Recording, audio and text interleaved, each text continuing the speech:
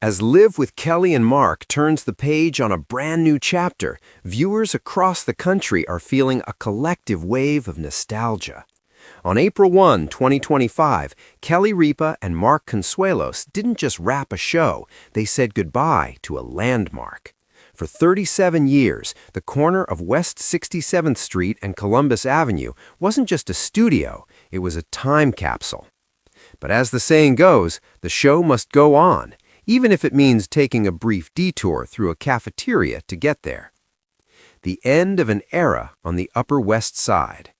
If you've been watching since the days of Regis and Kathy Lee, you know the specific warmth of that Upper West Side studio. It premiered in 1988, and the walls of 7 Lincoln Square have absorbed thousands of hours of laughter, tears, and unscripted chaos. When the show posted a 7-minute tribute compilation on TikTok, it wasn't just a highlight reel, it was a tearjerker. We saw the late, great Regis Philbin in his prime, the charm of Michael Strahan, the polished humor of Ryan Seacrest, and the evolution of Kelly Ripa from soap star to the queen of daytime TV. The comment section became a digital group therapy session.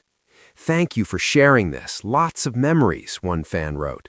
Another admitted, "I'm sobbing," while a third added, "Thank you for making me cry this morning." It was a farewell that proved television is more than just pixels on a screen. It's a relationship. The Cafeteria Chronicles, a week of scrappy fun. But before the glamour of the new studio could be unveiled, the Live team had to face a hilarious reality check. The new state-of-the-art facility at 7 Hudson Square wasn't quite ready for its close-up. So, where do you host a nationally syndicated talk show when your studio is under construction? The answer? The office cafeteria. For the week of April 7th, Kelly and Mark broadcasted from a makeshift setup affectionately dubbed the living room. But let's be real, it was the lobby of the Disney employee dining hall. And honestly, it was radio gold. "We are literally broadcasting from the buffet line," Kelly joked during that first Monday show, waving at the sleek corporate architecture surrounding them. There was no backstage, no curtain, and no hiding. Disney employees were wandering by in the background, grabbing their morning lattes and probably wondering why 2 celebrities were sitting near the salad bar. Mark Consuelos, ever the charmer, leaned right into the absurdity of it all. "I smell bacon," he quipped mid-segment, sniffing the air with genuine interest. "Is that the omelet station? Can we get a runner to the omelet station?" This week, dubbed the Cafeteria Chronicles, was a masterclass in improvisation. It felt scrappy and authentic. It reminded us that before the makeup and the lighting, this show is built on one thing: 2 people talking. It was a throwback to the unpredictable spirit Regis Philbin instilled in the show's DNA. If the coffee is hot and the banter is sharp, Live can thrive anywhere, even next to a sneeze guard. A love story built on Lincoln Square. To truly understand why this move was so heavy, you have to look at what 7 Lincoln Square meant to Kelly and Mark personally. This wasn't just their workplace, it was the backdrop of their entire relationship. In the weeks leading up to the move, the couple pulled back the curtain on just how deep those roots went. "Our kids grew up here," Mark told People magazine, and he wasn't exaggerating. Their children wandered those halls, did their homework backstage, and built relationships with the crew that exist to this day. "They came to work with me every day until they went to school," Kelly reminisced on air, her voice cracking with emotion. "These are moms they can go to if I'm on set and there's an emergency." But the biggest bombshell? The old studio was actually the catalyst for their marriage. Mark revealed a story that feels like it was ripped from a rom-com script. Back in 1996, during a brief breakup, the 2 of them were forced to appear on Live together to promote All My Children. Neither of them wanted to be there. But sitting on that stage, something clicked for Mark. Seeing her, it was like, "This is the worst decision of my life. I have to be with her forever." And I asked her to marry me, and we flew to Vegas the next day. So leaving Lincoln Square wasn't just leaving a building, it was leaving the place where their family began. The big reveal: welcome to 7 Hudson Square. After the tears, the packing, and the bacon-scented detour, the big day finally arrived. On Monday, April 14th, 2025, Live with Kelly and Mark officially debuted from their permanent new home. And wow, what a glow-up! The new studio is located in the trendy Hudson Square neighborhood, a massive shift from the quiet, old money vibe of the Upper West Side. We're talking about a move from the land of opera and bagels to the land of tech startups and fashion lofts.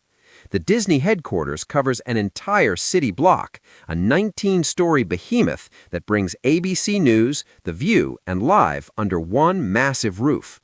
When the cameras went live at 9 a.m., the difference was jarring in the best way possible. "Welcome to our brand new studio," Kelly shouted, her voice echoing in the cavernous new space. "Wow-wee, what do you think?" she asked the crowd. The roar of approval was deafening. The new studio features increased seating, giving the show a stadium-like energy that the old ballroom never had. "It sounds good," Mark noted, looking around at the high-tech rigging. "It sounds like a stadium." High-tech meets homey vibes.